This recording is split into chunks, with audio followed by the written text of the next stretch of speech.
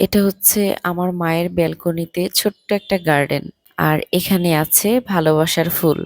আমার মায়ের ফুল খুবই পছন্দ। তো ছোটখাটো গার্ডেনে ফুল তো তার থাকবেই। আর এখানে আমার আম্মু মরিচ গাছ এনেছে, লাগিয়েছে। এটাতে ছোট ছোট ফুল ফুটেছে। হয়তো সামনেই মরিচ ধরবে, ইনশাল্লাহ। আর এখানে একটা টমেটো প্ল্যান্টস আছে। এটাতে ছোট ছোট টমেটো ধরেছে। শীঘ্রই টমেটোগুলো বড় হবে। ভাবতেই খুব ভালো লাগছে। নিজের পছন্দের কিছু ফ্লাওয়ার, নিজের পছন্দের কিছু ভেজিটেবলস, এগুলো নিজেদের ছোটখাটো একটা গার্ডেনে কালেক্ট করা উচিত। তাহলে দেখতেও ভালো লাগে, খেতেও খুবই ভালো লাগে।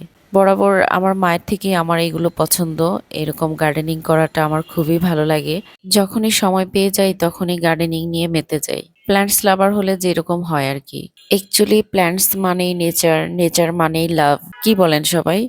আর এদিকে আমার পান্ডামার্ট দিয়ে কিছু অর্ডার ছিল, ওগুলো চলে এসেছে বাসায়।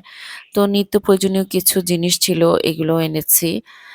এই এখানে স্যালামি আছে, তারপর চিকেন নাগেটস বাচ্চাদের জন্য, চিকেন সসেস, তারপর এই তো কিছু অর্ডার করেছিলাম, এগুলো চলে এসেছে আর কি। তো এগুলোই আনপ্যাক করছিলাম। অ্যাকচুয়ালি দেখা যায় কে কখন বাজারে যাবে, কাদের কি বলবো আনতে, ওভাবে দেখা যায় আনা হয়ে ওঠে না। তো আমি পান্ডামারটা ইউজ করি। মোটামুটি ওদের সার্ভিসটা বেশ ভালো। খুব দ্রুতই ওরা সার্ভিসটা দিয়ে থাকে। ভেজিটেবলস থেকে শুরু করে সবকিছুই তাদের এখানে পাওয়া যায়। আর সার্ভিসটা খুব দ্রুত করে, তার জন্য আমার খুব ভালো লাগে। আর বাসায় ফলি মাছ ছিল, তো সেই ফলি মাছ দিয়ে কোফতা বানিয়ে ফেললাম। তো এই কোফতাটা আবার আমাদের সবারই খুবই পছন্দের। আমার মা যেভাবে কোফতা করে আমি ঠিক সেভাবেই ট্রাই করি। বাট আমার কাছে মনে হয় আমার মায়েরটাই বেশি সুস্বাদু হয়ে থাকে।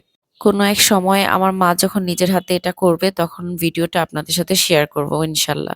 আর সবথেকে মজার ব্যাপার হচ্ছে এই কোফতাটাতে ছোট ছোট করে আদা কুচি দেয়া থাকে, যার কারণে এটার স্বাদটাই অন্যরকম হয়ে থাকে। আর এখানে আরেকটা ডিশ তৈরি করেছি, এটা হচ্ছে ডাটা দিয়ে রুই মাছ। এটা একটু গ্রেভি রেখেছি, যেহেতু ভাত দিয়ে খাবো তো একটু গ্রেভি থাকলে খেতে বেশ ভালোই লাগে।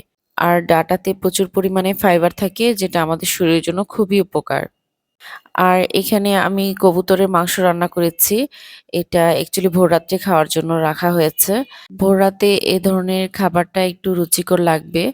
সো এটা ভোররাতের জন্য রেখেছি। আর বাসায় মিষ্টি কুমড়া ছিল, তো মিষ্টি কুমড়া একটু ভাজি করে নিচ্ছি।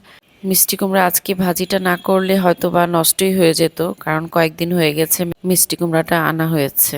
তো মিষ্টি কুমড়া ভাজিটা করে ফেললাম। চেষ্টা চলে তো ফ্যামিলিকে সবসময় পুষ্টিকর খাবার খাওয়ানোর, কিন্তু এই রোজা রমজানের দিনে ইফতারের সময় এত কিছু খাওয়া হয়ে যায় যে তারপর ভোররাত্রে খাওয়া ছাড়া আর কোনো উপায়ই থাকে না।